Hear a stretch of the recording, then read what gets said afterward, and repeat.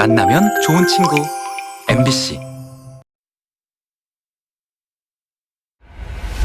여러분 안녕하십니까. 우리 지역의 현안을 짚어보고 다양한 의견을 나눠보는 여기 이슈강원 정우성입니다. 교통은 단순한 통행수단이 아니라 주민의 삶을 연결시키는 선이자 지역 경제를 순환시키는 도시 발전의 혈관이기도 하죠. 강원도는 주요 도시를 중심으로 해서 교통망 개발이 이어지고 있지만 아직은 수도권과의 물리적, 심리적 거리감이 여전한 게 사실입니다. 그런 강원도가 SOC 정책을 통해서 사통팔달 강원, 수도권 강원 시대를 선포한 가운데 오늘 여기 이슈 강원에선 강원도의 SOC 사업 추진과 성과를 짚어보고요. 또 수도권 강원 시대 가능성, 그 발전에 대해서 다양한 의견 나눠보도록 하겠습니다. 오늘 함께해 주실 두 분 소개해드리죠. 먼저 강원특별자치도 건설교통국 이종구 국장 나오셨습니다. 안녕하십니까? 안녕하십니까? 그리고 강원대학교 부동산학과 김승희 교수도 나와주셨습니다. 안녕하십니까? 안녕하세요. 네. 자, 최근 강원도는 수도권 1시간대 몸도 마음도 가까운 강원이란 슬로건 아래 수도권 강원시대 선포식을 열었습니다. 네. 국장님 먼저 어떤 의미의 선포식이었는지 소개 좀 해주시죠. 네, 수도권 강원 시대를 설명하려면 먼저 자료 화면부터 좀 설명을 드려야 될 것 같은데요.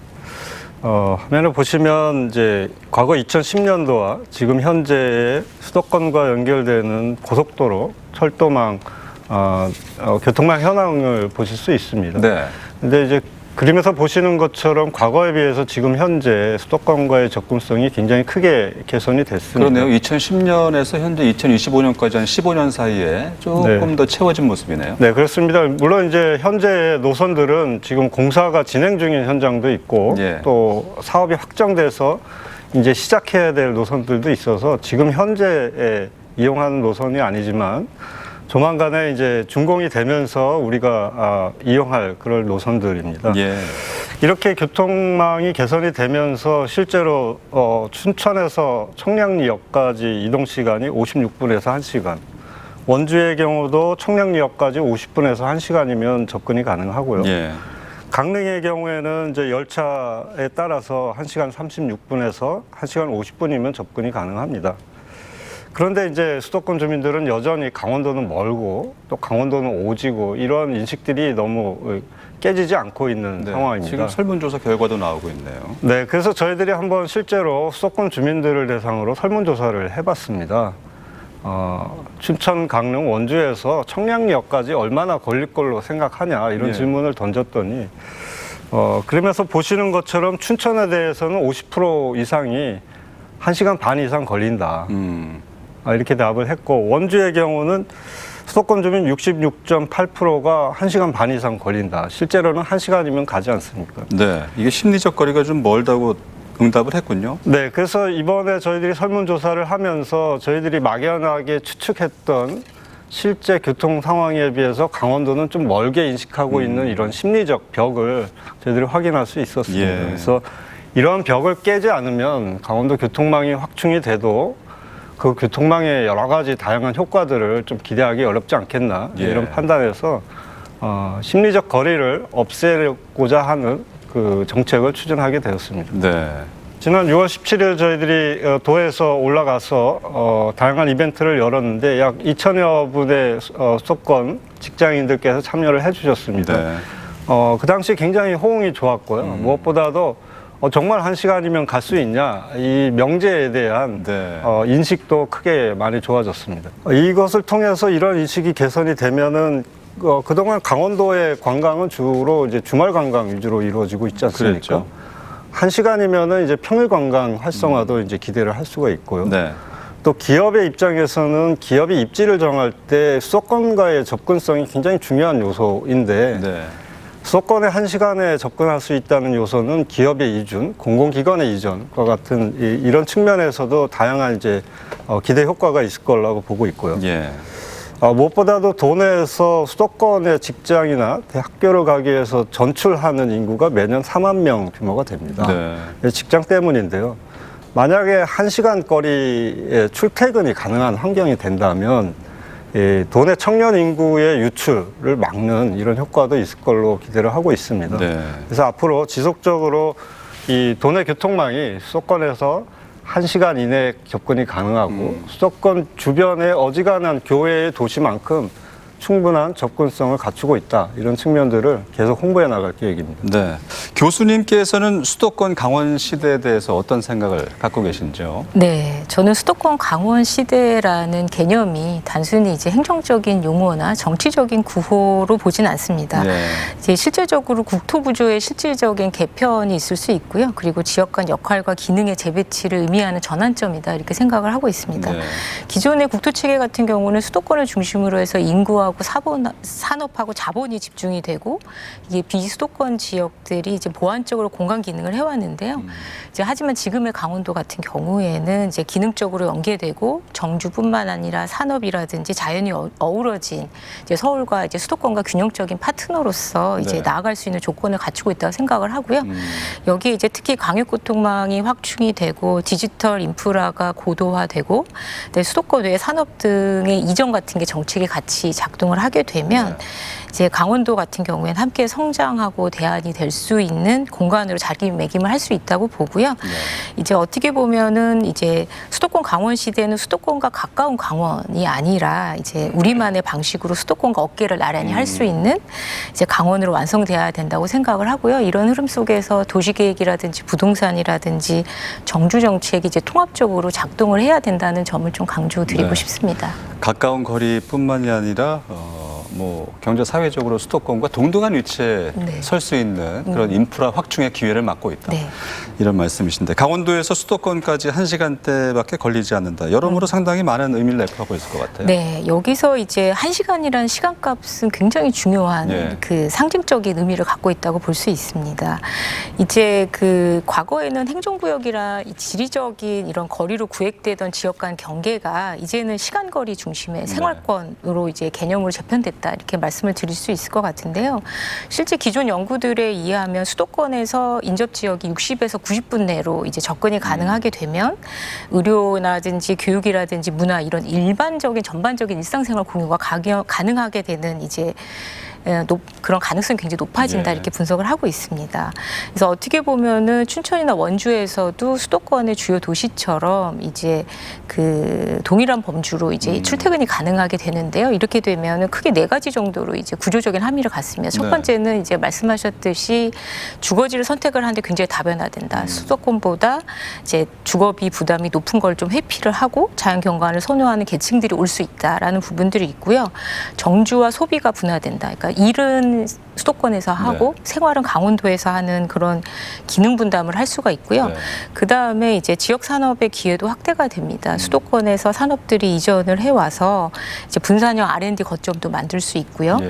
그다음에 가장 중요한 게 인식 전환의 출발점 아니겠습니까? 실제 시간 거리는 수도권의 장거리 통근 기간부터 더 짧을 수 있는데 그렇죠.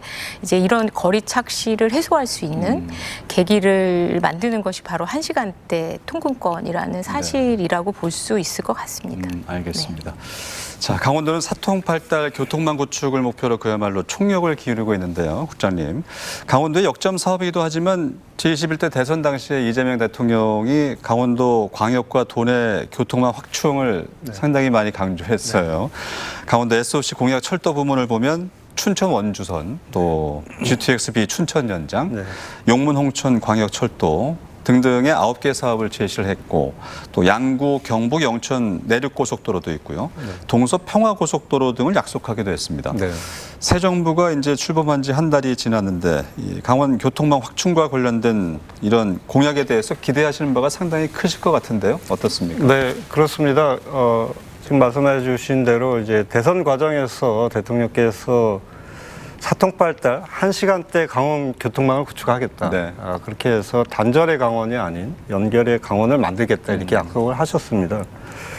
저는 이제 대선 과정에서 15개 SOC 정책 과제를 이제 공약으로 선정해 달라고 요청을 했고 대부분 반영이 됐습니다. 지금 말씀하신 철도 사업 10개, 그다음에 고속도로 사업 5개가 그겁니다. 네. 그래서 실제로 이제 대부분 공약에서 반영이 됐고 정부도 이제 이 사업의 필요성을 인식하기는 됐는데 이제 그 다음 단계는 이제 경합입니다. 전국에서 똑같은 비슷한 공약들이 워낙 많기 때문에 네.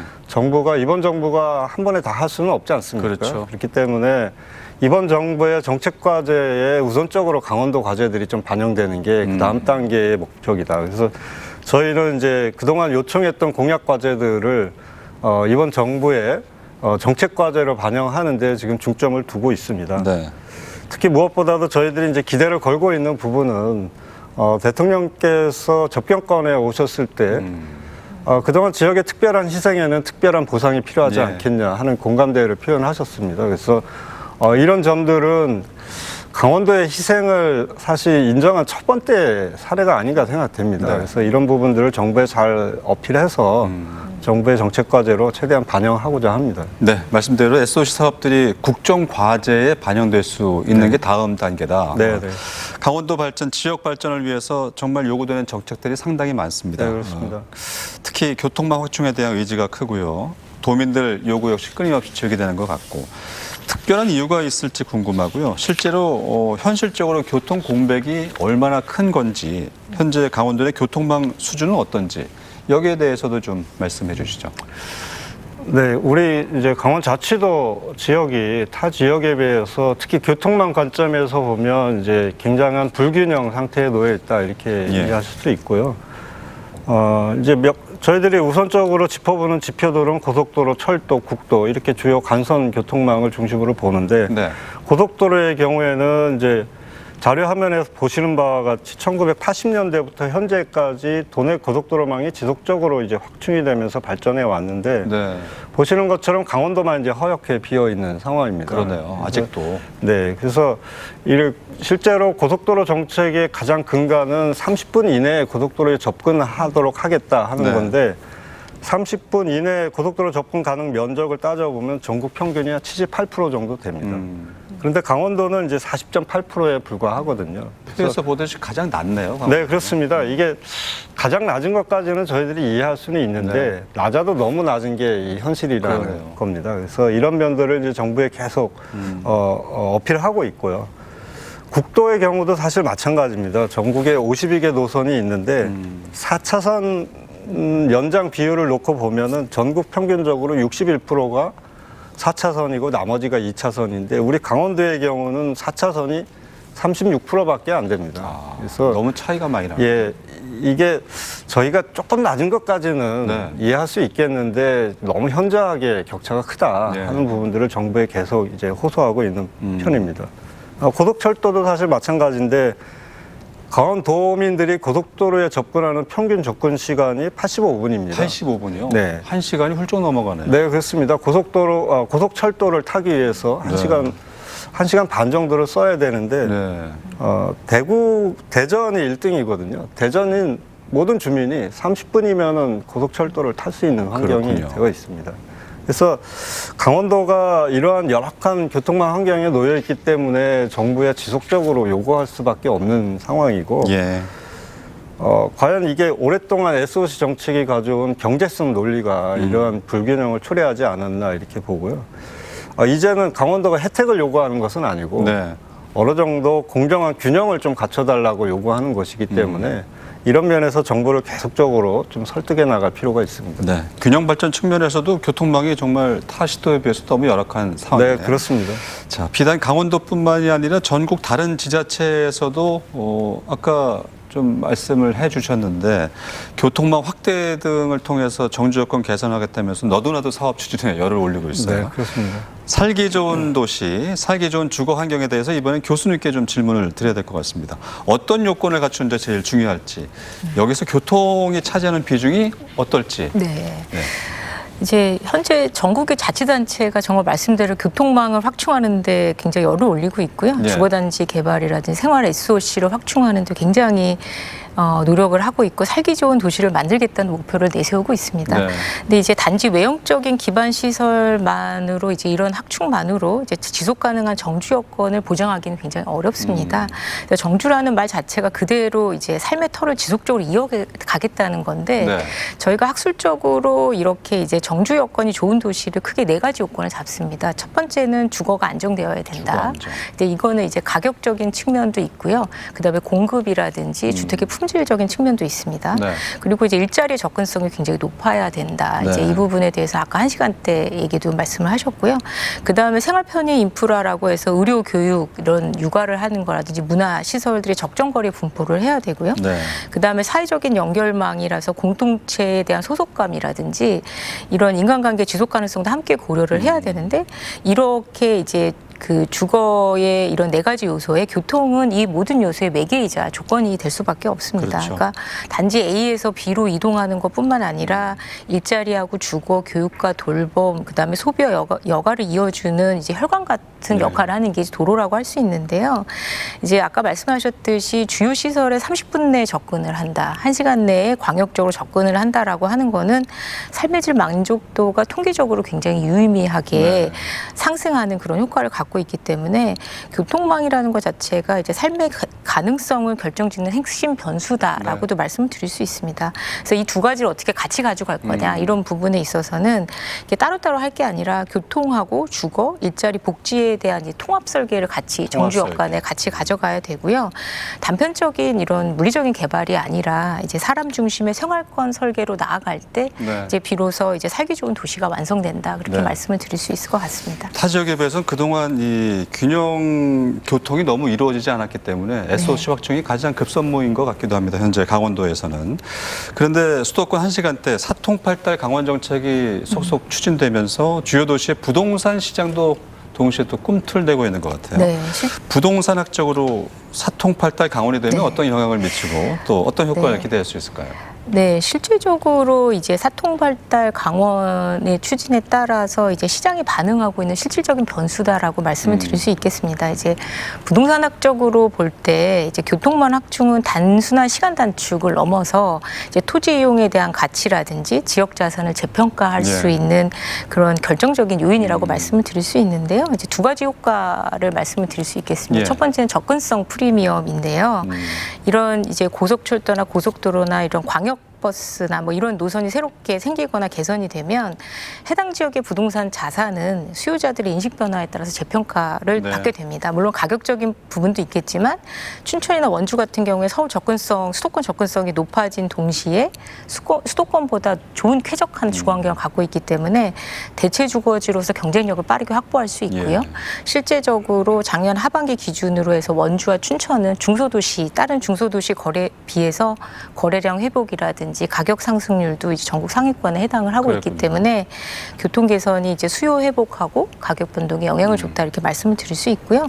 이제 2번째는 이제 교통망이 바뀌면은 단순히 주거에만 수요가 있는 게 아니고 산업이라든지 상업이라든지 물류단지 같은 비주거용 부동산에도 큰 영향을 미치게 됩니다. 네. 그래서 실제 그 산업단지 활성화라든지 인구 정착률 증가하는 이중 효과를 가질 수 있는 그런 효과들이 있다고 네. 말씀을 드릴 수 있을 것 같습니다. 다양한 효과를 말씀해 주셨는데 수도권 시대가 되는 건 좋지만 또 여기에 외지 투기 수요가 들어와서 부동산 시장을 좀 교란시킬 우려가 있다 이런 염려도 있는데요. 네, 맞습니다. 이제 유의할 점도 있는데요.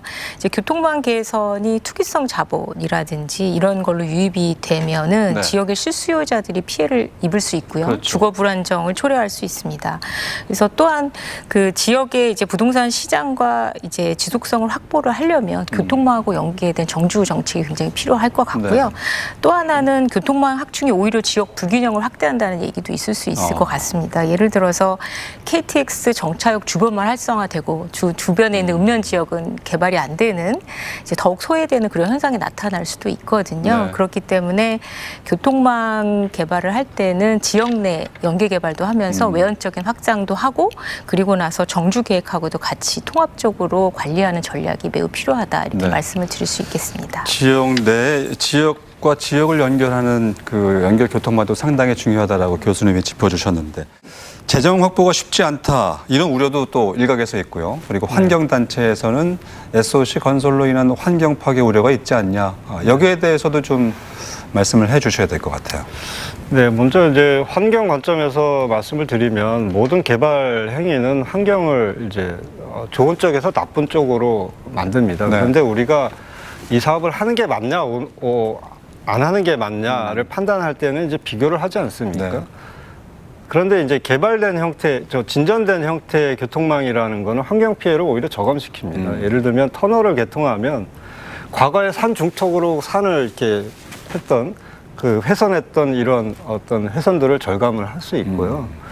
또 고속도로가 하나 개통되고 대부분의 교통량을 흡수하면서 주변의 다른 교통망들의 어떤 필요성이나 확장의 필요성들을 낮추거든요. 그래서 개발 자체로만 보면 환경을 훼손하는구나 이렇게 볼 수가 있겠지만 비슷한 수준의 교통망 환경을 갖추기 위한 대안으로 비교를 한다면 오히려 이렇게 좀 수준 높은 고속도로나 국도 같은 수준의 SOC 개발이 오히려 전반적으로 환경 훼손을 좀 막을 수 있는 그런 측면도 있지 않나 이렇게 보고요. 재정적인 관점에서 이 SOC 정책이 비용이 많이 드는 건 사실입니다. 그래서 정부가 이제 고비용 SOC 정책에 대해서 투자에 대해서 고민을 많이 하고 있는 거는 저희도 충분히 공감을 하고 있고 네. 당연한 이야기라고 이제 받아들입니다만 저희들이 항변하는 거는 포천철원 고속도로 같은 경우 인천에서 고속도로가 쭉 넘어오면서 저 밑에서 넘어오면서 광주를 통해서 넘어오면서 강원도 면전에서 고속도로가 딱 끊기는 겁니다. 최소한 강원도까지는 연결시켜줘야 되지 않냐 하는 이런 항변. 이런 관점에서 아까 말씀드린 SOC 현황의 불균형을 네. 정부가 이렇게 방치해도 되냐 하는 질문을 많이 던지고 있습니다. 그래서 아마 정부에서도 이제 충분히 고민하고 있는 문제인 거고 네. 재정적인 문제도 이제 도가 되게 럭셔리한 어떤 그런 시설들을 요구하는 건 아니고 최소한의 이동이 보장되는 시설들을 요구하는 거기 때문에 적은 비용으로 개선하는 부분은 도도 적극적으로 동참하고 네. 협력해 나갈 겁니다. 알겠습니다.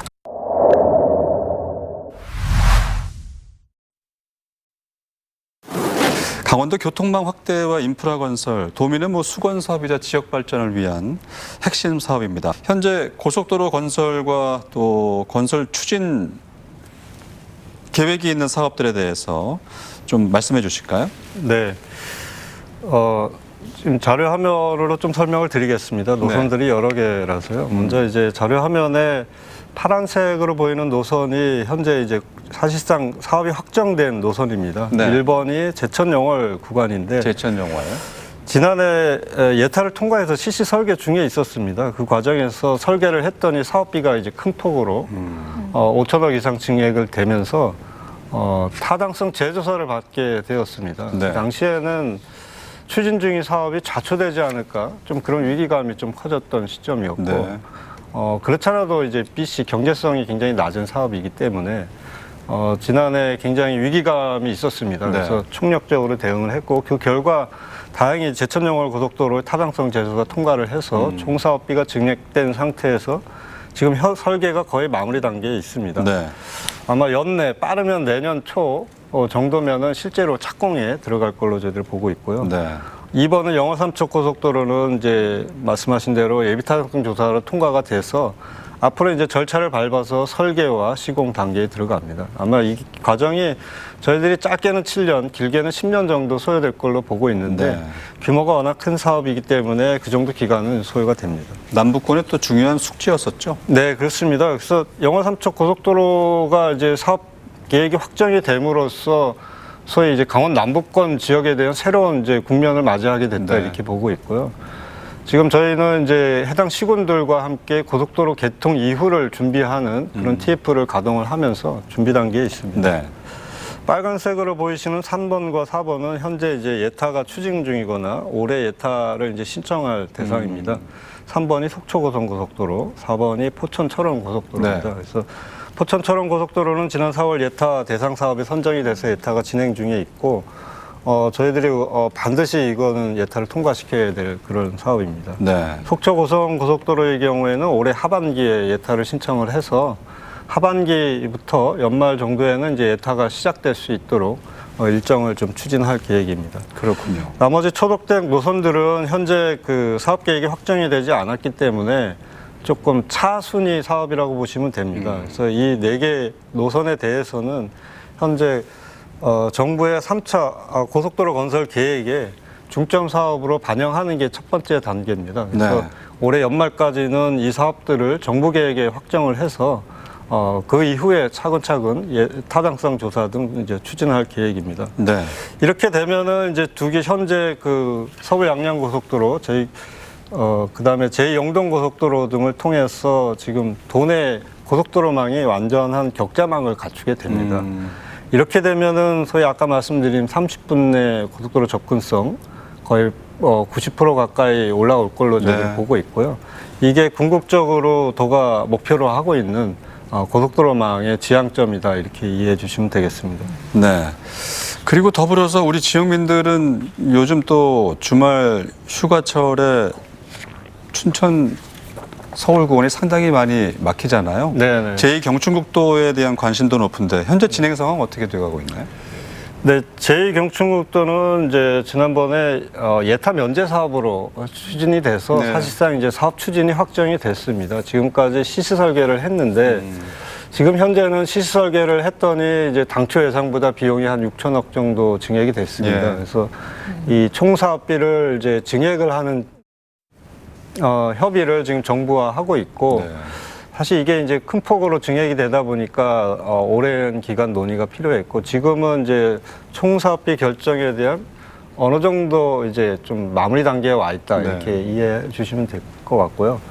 저희들이 뭐 정확하게 예측하기는 어렵겠지만 한두 달 이내에는 총사업비 결정이 되면 네. 그 다음에는 실제 실시 설계가 다 됐기 때문에 발주, 공사에 착공하는 단계로 접어들 수 있다. 이렇게 되면 내년쯤에는 아마 제2경춘국도 공사하는 모습을 이제 네. 보실 수 있을 거고요.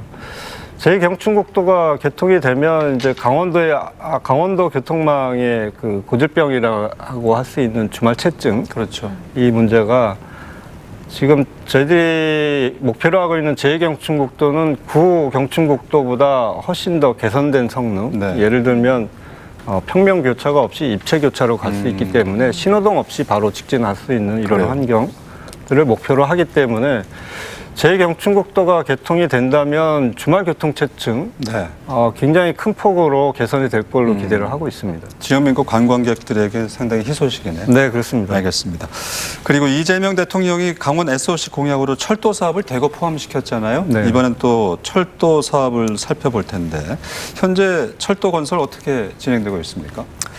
네, 철도 사업도 그 자료 화면을 통해서 좀 설명을 드리면요. 노선이 여러 가지입니다. 저희들이 목표로 하고 있는 게 지금 먼저 이제 파란색 노선은 지금 현재 공사가 진행 중인 노선입니다. 1번이 춘천에서 속초를 연결하는 KTX 노선, 2번이 강릉과 제진을 연결하는 동해선 구간이고요.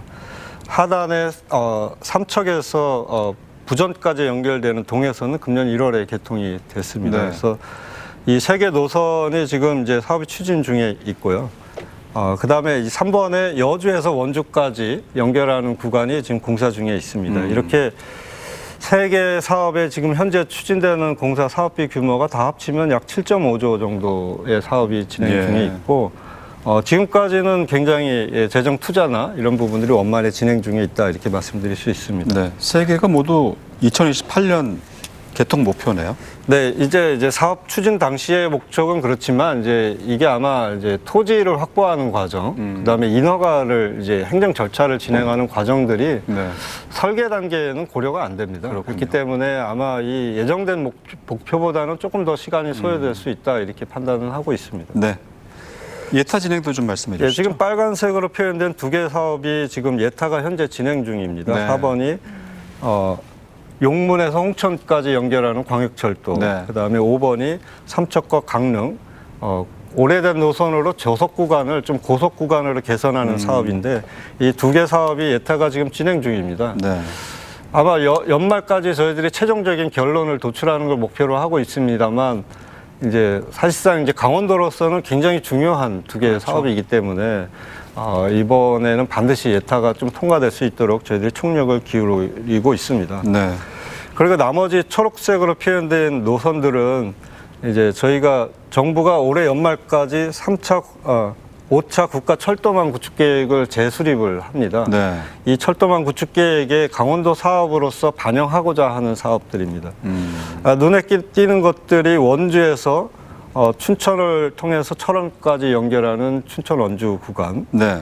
그다음에 제천에서 영월 태백, 삼척으로 연결되는 태백 영동선은 과거에 이제 석탄을 나르던 구간인데 오래된 노선 그대로 쓰고 있기 때문에 굉장히 저속 구간입니다. 그렇기 때문에 사실상 여객교통으로는 부적절한 상황인데 네. 이 노선을 개량해서 고속으로 개량하는 사업, 이런 사업들이 이제 다음번 철도망 구축 계획에 우선적으로 좀 반영해야 될 사업이다, 이렇게. 제5차 국가 철도망 구축 계획에 반영을 시킬 계획이신 거죠? 네, 그렇습니다. 알겠습니다. 자, 장래 추진될 국가 철도망 구축 계획까지 말씀 들어봤습니다. 교수님, 이렇게 고속도로와 철도 등 촘촘한 교통망이 완성이 되면 강원도의 지도가 그야말로 바뀌지 않을까 싶은데 도민 생활에 가장 큰 영향을 줄 걸로 예측되는 부분은 어떤 거라고 보시는지요? 네, 이렇게 철도라든지 교통망이 되면 공간의 기능이라든지 구조라든지 흐름이 바뀌기 네. 때문에 이제 지도가 바뀐다, 이렇게 얘기를 할 수도 있을 것 같습니다. 이제 이러한 사업들을 통해서 이제 도민들의 삶에 가장 큰 영향을 주는 것은 일상교통의 변화. 그러니까 네. 어떻게 보면은 생활권의 확대가 가장 큰 게 아닌가, 이렇게 생각을 합니다. 크게 세 가지로 말씀을 드릴 수 있는데요. 첫 번째는 도민들이 이제 30분에서 1시간 생활권이 굉장히 실현이 된다, 이렇게 말씀을 네. 드릴 수 있을 것 같습니다. 이제 도민들이 3차 진료까지 가는데 이제 하루를 소비를 한다거나, 이제 그 거점 대학들에 가는데 이제 주말을 이동을 한다거나, 이런 것들이 있을 수 있는데요. 이런 게 줄어들고 이제 서울이라든지 수도권이라든지 이제 지역 간 1시간 이내로 연계가 되면 네. 이제 의료, 교육, 문화, 산업 등 모든 기능이 광역적으로 이제 공유 가능한 구조로 바뀔 거고요. 두 번째는 이에 따라서 정주 선택지가 넓어지기 때문에 삶의 질이 좀 향상이 될 것 같습니다. 교통망이 갖춰지면 도민들이 이제 어디에 살 것이냐를 이제 소득이라든지 행정의 이제 구역이 아니라 삶의 방식에 따라 선택을 할 수 있을 것 같은데요. 일자리는 수도권에 하고 이제 그 주거는 강원도에 두거나, 혹은 은퇴해서 자연 속으로 이제 지역으로 이주를 하지만 병원과 자녀가 있는 그 도시라든지 이런 곳하고 연결되는 삶을 살 수 있겠다, 이런 게 있을 수 있고요. 마지막으로는 지역 내 균형 발전이 좀 도모가 가능할 것 같습니다. 지금까지 강원도는 지역 간 격차가 꽤 있었습니다. 그렇죠. 네, 이제 하지만 이제 SOC가 단지 이렇게 중심지로 이렇게 수요를 끌어들이는 것 외에도 중심지하고 주변을 연결하는 네트워크를 만드는 역할을 하기 때문에, 특히 강원도에서 접경 지역이라든지 농산어촌 같은 지역이 이제 외부와 연결이 되면 이제 기업도 유치할 수 있고요. 그다음에 청년이라든지 귀농 등 정주 인프라가 연쇄적으로 개선될 수 있는 그런 효과도 있을 것 같습니다. 그래서 요약을 하면 SOC의 확충으로 인해서 생활 반경과 선택지를 넓혀주는 기회의 기반이다. 도민에게는 그런 기회의 기반이다. 네. 이렇게 말씀드릴 수 있을 것 같습니다. 더 많은 기회가 앞으로 오게 될 것이다, 이런 말씀이셨고, 사통팔달 강원시대를 실현하게 될 교통망 사업이 가시화되고 있는데, 이번엔 강원도의 특수성과 또 접경 지역의 교통 여건에 대해서도 의견을 좀 나눠봐야 되지 않을까 싶은데요. 각종 규제로 개발이 자유롭지 않은 곳이 바로 강원도의 접경 지역이잖아요. 최근 포천 철원 고속도로가 예비 타당성 조사 대상에 선정되고 내년 하반기에 그 결과가 발표될 예정이다, 이렇게 말씀해 주셨는데, 강원연구원에 따르면 포천 철원 고속도로의 생산 유발 효과가 1조 7천억 원에 달할 거다, 이렇게 예상했어요. 수치상으로 봐도 정말 엄청난 효과이긴 한데 도에서 기대하는 점, 또 접경 지역 주민들 실질적으로 어떤 이점을 얻게 될지 국장님께서 말씀해 주시죠. 네, 우선 그 포천 철원 고속도로 개통으로 도가 기대할 수 있는 우리의 효과, 먼저 이제 직관적인 효과들부터 좀 말씀을 드리면, 네. 지금 철원에서 서울을 가기 위해서는 국도를 이용해서 한 2시간 정도 걸립니다. 포천 철원 고속도로가 개통이 되면 1시간 이내에 갈 겁니다. 아까 말씀드린 1시간이면 되는 강원도가 또 늘어나는 그러네요. 게 되는 거죠.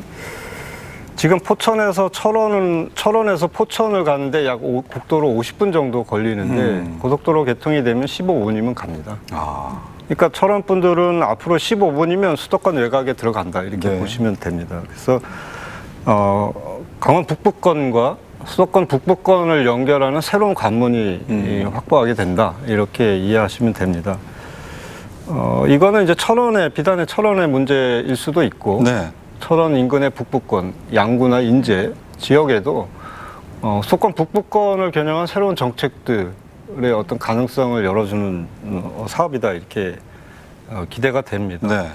생산 유발 효과가 1.7조 원 강원연구원에서 이제 연구를 해서 발표를 했는데 사실 뭐 저희는 이제 간접적인 다양한 효과들 또 기회들이 있기 때문에 이 비용보다도 훨씬 더 큰 장기적인 어떤 효과가 있을 거다 이렇게 판단이 돼서 네. 이번만큼은 좀 이 사업만큼 반드시 통과시켜야 되겠다. 그리고 그래서 철원군과 도 그다음에 국회 이렇게 같이 합심해서 네. 지금 대응을 하고 있습니다. 그만큼 영서 북부 지역 주민들에게는 기대가 되는 네, 사업이네요. 네, 그렇습니다. 접경 지역 주민들은 여전히 뭐 교통 불편과 지역 발전 저해라는 위험 요소를 안고 있는데 도민들에게 이번 기회를 통해서 좀 말씀하실 이야기, 메시지 전달해 주실까요? 네, 사실 이제 도민 여러분들께서 특히 접경 지역 주민들께서 그동안 굉장히 큰 소외와 규제와 불편 뭐 이런 것들을 감수하고 계셨지 않습니까? 그래서 그런 부분들은 이제 저희 도에서도 정부에 지속적으로 좀 항변도 하고 호소하고 있습니다. 대표적으로 기본적으로 접경 지역에는 군사 규제를 통한 군사 규제가 깔려 있고 또 강원 북부권의 경우에는 수도권 댐으로 인한 수몰구역 어떤 규제, 피해 여전히 계속되고 있습니다. 그렇죠. 댐 때문에 산 중턱으로 돌아다니고 네. 있지 않습니까? 춘천시 조결이 주민들께서는 자기 면사무소 가는데 차량으로 1시간을 이동해야 되는 이런 불합리한 상황에 놓여 있습니다. 이게 바로 다 댐 때문에 그렇습니다.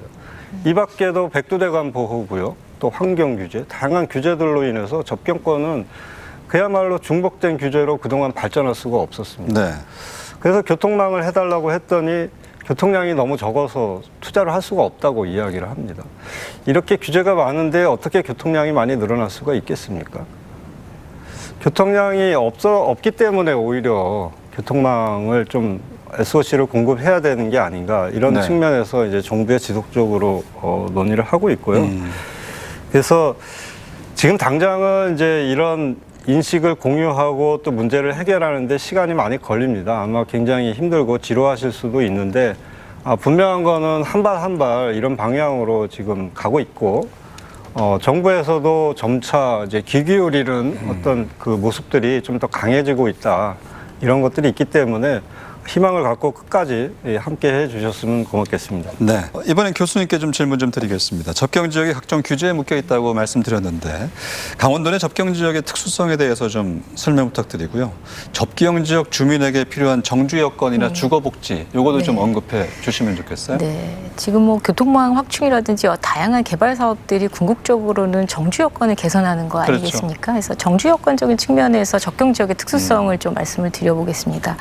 이제 첫 번째는 이제 말씀 있으셨던 것처럼 이제 중첩 규제가 집중된 지역이다. 뭐 군사시설 보호구역, 개발 제한 구역, 뭐 산림 보호구역 등 이제 중첩 규제가 집중되어 있기 때문에 전체 면적의 상당 부분이 이제 민간인 통제 구역 또는 개발이 제한된 구역이다 보니까 네. 가용지가 굉장히 적다. 이제 그게 첫 번째고요. 두 번째는 인구 감소와 초고령화가 굉장히 심각한 지역입니다. 그 통계청 자료를 보면은 지역의 평균 연령이 50세를 넘는 지역도 굉장히 많이 있고요. 그다음에 청년 인구 비율이 10% 미만인 지역도 굉장히 네. 많이 있습니다.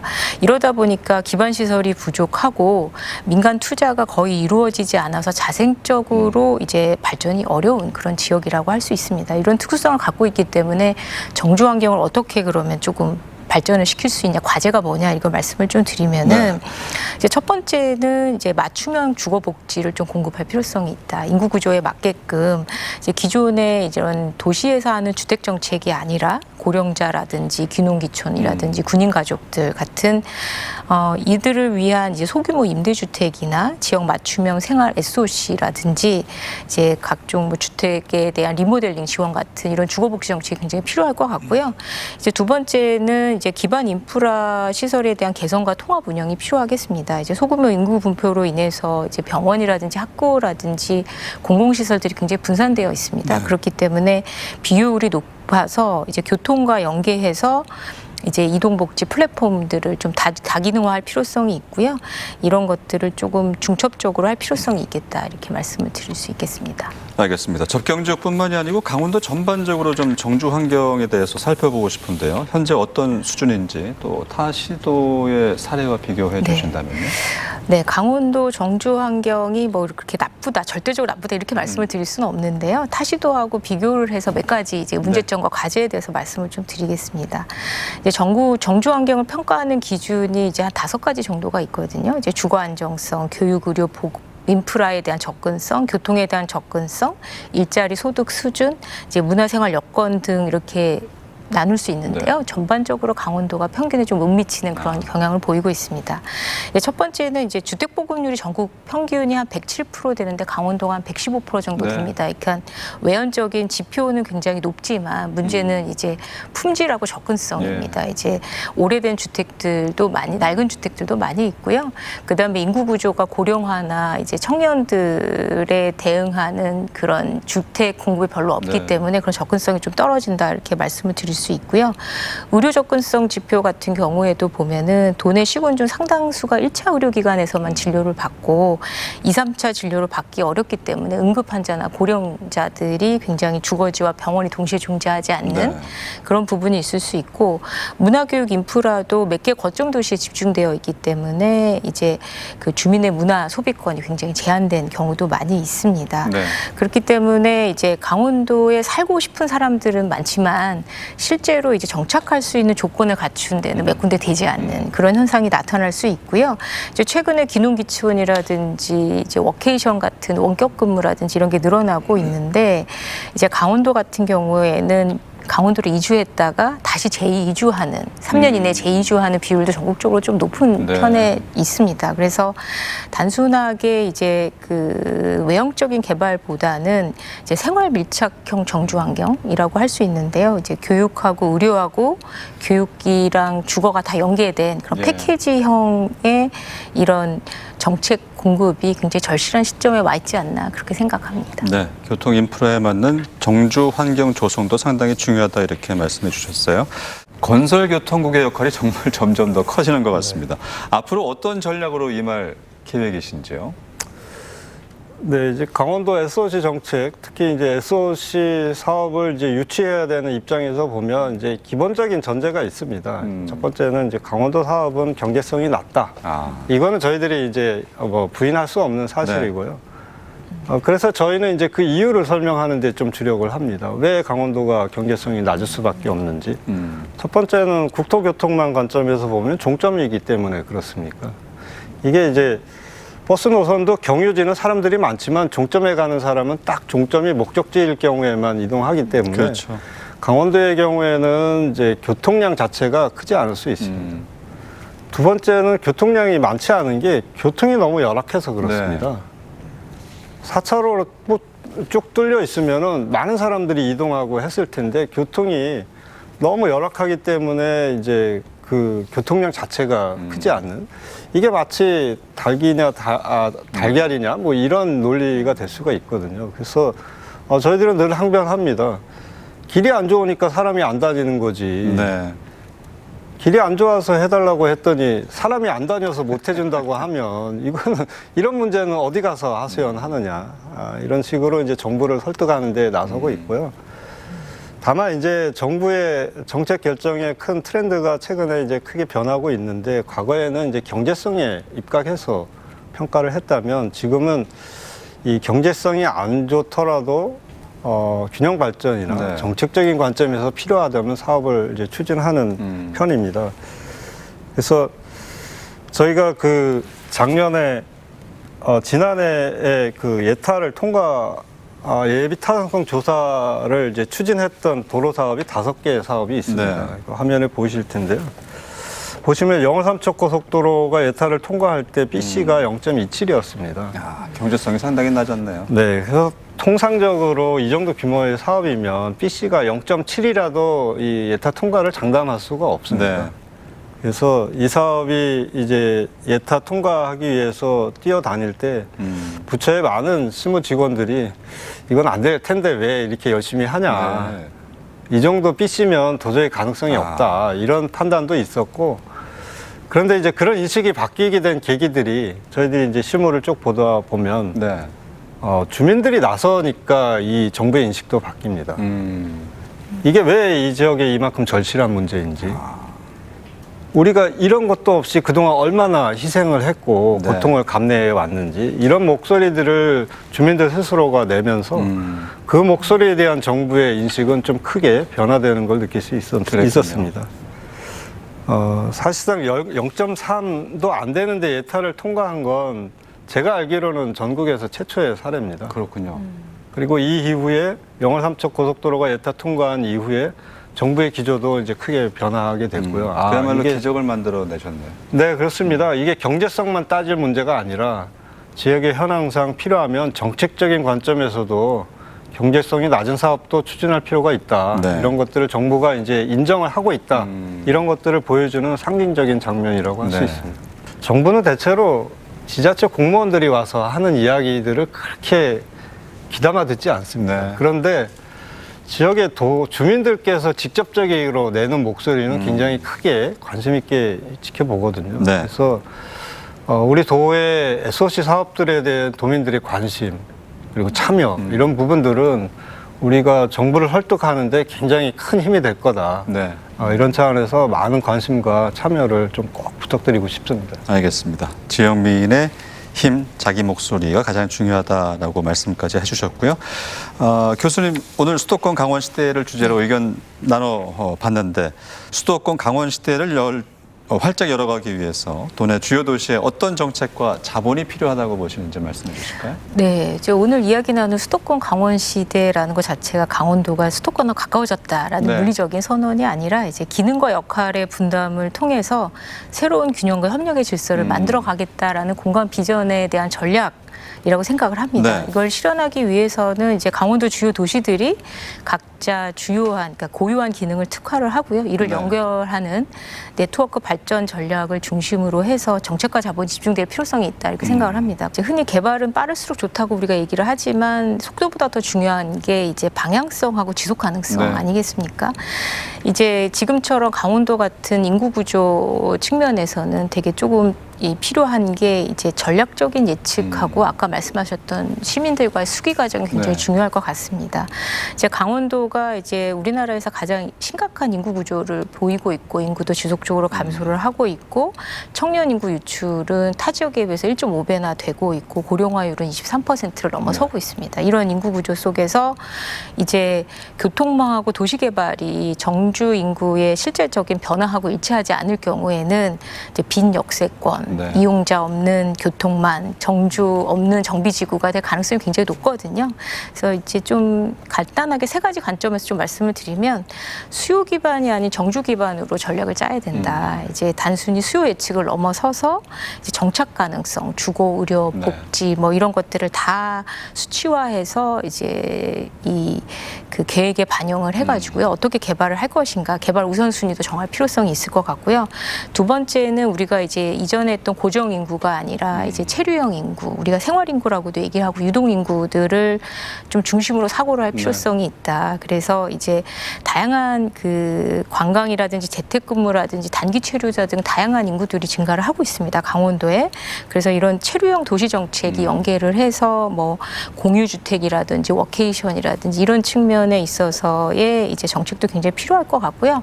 마지막으로는 아까 이제 국장님 말씀을 하셨는데요. 이제 사회적인 합의 기반의 개발 거버넌스가 굉장히 필요하다 이렇게 말씀을 드릴 수 있습니다. 예측은 데이터로 하되 실행은 사람이 하다 보니까 이 SOC나 도시계획 사업은 수천억이 진행이 되는 사업입니다. 그렇죠. 근데 이제 지역 주민들의 체감이라든지 수용이라든지 참여가 없이 개발을 하게 되면 이제 중단되거나 비효율로 전락이 될 가능성이 굉장히 많습니다. 그래서 개발은 행정가 전문가 중심이 아니라 이제 주민하고 자치단체 중심으로 해서 공동으로 수립하고 주기적으로 보완하고 이제 그 평가하는 순환형 거버넌스 체계가 무엇보다도 중요하지 않나 이렇게 생각합니다. 네. 자, 두 분 고맙고요. 지금까지 강원특별자치도 건설교통국 이종구 국장, 강원대학교 부동산학과 김승희 교수와 함께했습니다. 오늘 고맙습니다. 네. 감사합니다. 수고하셨습니다. 네. 교통은 단순한 수단이 아니라 누구나 당연히 누려야 될 도민의 이동권이며 삶의 품격을 좌우하는 정말 중요한 요소입니다. 쉽고 빠른 접근성과 편리한 교통 인프라가 구축되면은 공공기관 이전과 기업 유치, 생활 인구 확대에 박차를 가할 수가 있죠. 도민의 이동권 보장과 지역 발전을 위해서라도 강원 SOC 사업이 순항하기를, 수도권 강원시대가 활짝 열리기를 바라겠습니다. 여기 이슈 강원, 오늘 이 시간 여기서 인사드리겠습니다. 다음 주에 또 다른 이슈로 찾아오겠습니다. 함께해 주신 여러분 고맙습니다.